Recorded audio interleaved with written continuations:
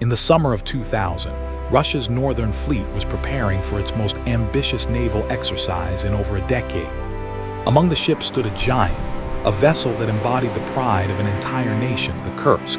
She was nearly 2 football fields long, built of double-layered steel, designed to be unsinkable. To those who served aboard her, the Kursk wasn't just a submarine. It was home, fortress, and symbol of rebirth after years of uncertainty.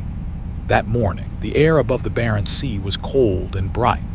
Families lined the docks, waving to fathers, sons, and brothers, men whose faces carried both pride and duty.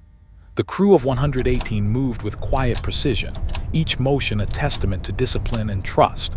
Inside the control room, the hum of machinery blended with laughter, the calm rhythm of a crew that had done this countless times before. On the surface, waves rolled gently beneath a sky the color of steel. The Kursk began to submerge, her massive hull vanishing into the deep blue below. From above, all that remained was a ring of ripples, then silence.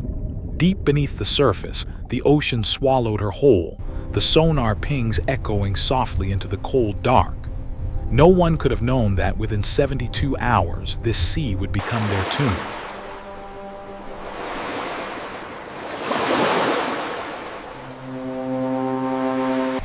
Beneath the Barents Sea, the Kursk moved like a shadow, silent, immense, unstoppable.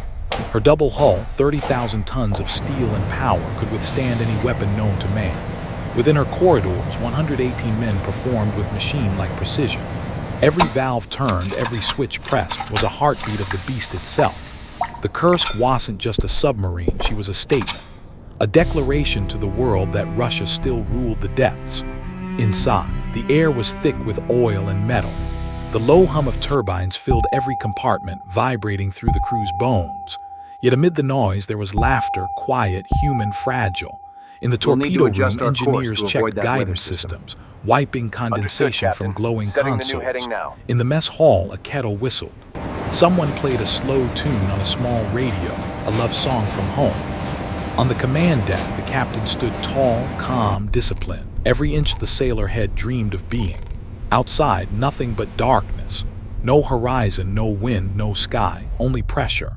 The sea was a weight, invisible, endless, absolute. Yet inside that steel cocoon, the crew trusted their training, their vessel, and each other. They had drilled for every emergency. They believed nothing could go wrong. But in the quiet between the sonar pings, there was something else. A faint vibration, a metallic tremor that no one could explain. It vanished as quickly as it came. The men went back to work. The Kursk pressed deeper into the Arctic dark, and somewhere ahead, a spark was waiting.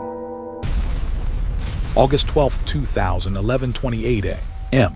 The Kursk prepared to fire a dummy torpedo, a standard training exercise. The crew followed every procedure, every safety check. Nothing unusual. Then a single spark, a fuel leak. The explosion ripped through the first compartment, a deafening roar of fire and metal that shattered the silence of the deep. In less than a second, temperatures soared above 3,000 degrees. The shockwave tore through bulkheads, snapping pipes and cables like thread. The men in the forward section never had time to scream. The Kursk, once a fortress, became a tomb of sound and fire. Sensors in nearby ships registered the blast as a magnitude 3.5 earthquake. The sea itself convulsed. 10 seconds later, a second larger explosion, the detonation of warheads stored in the torpedo room. The blast punched a hole through the hull the size of a truck. Seawater rushed in, devouring everything in its path. Onboard, lights flickered out. Men stumbled through smoke and darkness, choking, blinded, burned. Alarms screamed, red strobes flashing through rising steam.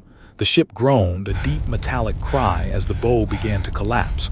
Inside, chaos turned to silence. For some, it was over in seconds. For others, the nightmare was just beginning. Deep beneath the Barents Sea, 118 souls drifted in darkness. The pride of the Northern Fleet had fallen. The Kursk was no longer moving. She was sinking, one compartment at a time. When the shockwave finally stopped, silence fell across the wreck. The Kursk lay on the seafloor, 108 meters down. Half the compartments were destroyed. But in the aft section, 23 men were still alive. They gathered in compartment 9, the only space not yet flooded. It was dark. The emergency lights had died within minutes. The air was thick with diesel and smoke. Every breath burned. They tore open emergency kits, counted rations, batteries, oxygen candles. There was enough air for a few hours, maybe a day. One by one, they wrote notes, names, ranks, short sentences to families they would never see again. There is no way to get to the surface. We are trapped in the 9th compartment. Do not blame anyone. The sound of water was everywhere, seeping, dripping, whispering through steel. Every creak felt like a warning. In the dark, they prayed. Some wept quietly. Others worked, trying to seal cracks, check pressure valves, light another candle. The temperature dropped below 5 degrees. Frost formed on the bulkheads.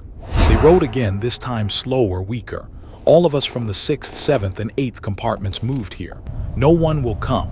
Outside, the sea pressed harder. Every minute, the oxygen thinned.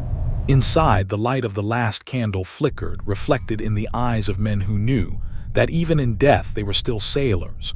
And still they waited, listening for the sound of rescue that never came. The metal groaned once more. Then, only the sound of water. On the surface, no one knew what had happened. The exercise had gone silent. At 11:30 a.m., the Kursk failed to check in. By nightfall, the Navy declared her out of contact, but no emergency signal was received. No debris, no distress beacon, just silence. For 24 hours, ships circled the area. Helicopters scanned the waves. Sonar crews called out, listening for echoes in the deep. Nothing. Inside the Kremlin, officials debated. Was it an accident or worse? Could the Kursk have collided with another vessel? The truth remained below. By the second day, faint knocking sounds were detected, rhythmic, desperate. 3 Radio taps. check. A pause. 3 taps again. Someone was alive. Rescue subs were deployed. British, Norwegian, Russian, but each attempt failed. The sea was too rough, the currents too strong. The hatches jammed shut by pressure. Divers fought the cold, the dark, the weight of the Arctic. Hours turned to days. Hope thinned with the oxygen below. When the first divers finally reached the Kursk hull, it was too late. The knocking had stopped. Inside, the men who once wrote letters to their families had run out of air, their candles long extinguished. The sea had taken them quietly, completely. On August 20th, the world watched as Russia announced the inevitable. All 118 crew members are presumed dead. Flags were lowered. Engines shut down. The search turned to recovery. The silence of the Barents Sea had returned. But this time it felt different, heavy, knowing, eternal. Weeks later, divers returned to the wreck. The sea was calm now, the same cold silence that had swallowed them. Inside compartment 9, they found what remained of the men's final hours. Flashlights cut through the black water, revealing helmets, gloves, tools, and a small bundle of paper sealed inside a plastic sleeve. It was a letter, written in pencil. The handwriting trembled, but the words were clear. All of us from the 6th, 7th, and 8th compartments have moved here. None of us can escape. Do not blame anyone. We did our best. The diver read the words aloud, his voice breaking through the calms, carried by the same sea that had silenced them. On the surface, the world listened to men who had spoken from the bottom of the earth. When the bodies were brought home, the city of Murmansk fell quiet. Families lined the streets, clutching photographs and flowers. Bells rang once for every life lost. 118 times. The Kursk hull was eventually raised from the seafloor. Her steel, once unbreakable, now lay torn and rusted. But the letter survived, proof of courage, proof of humanity. Even as their world collapsed around them, they chose to write, not in fear, but in love, for the ones waiting above. Today, the Barents Sea is peaceful again. Waves roll over the spot where the Kursk still rests, a graveyard beneath the cold. And when the sonar pings fade, the sea returns to silence. Some say if you listen long enough, you can still hear the echoes of men who refused to surrender. The Kursk never came back, but their words did. The sea keeps her secrets.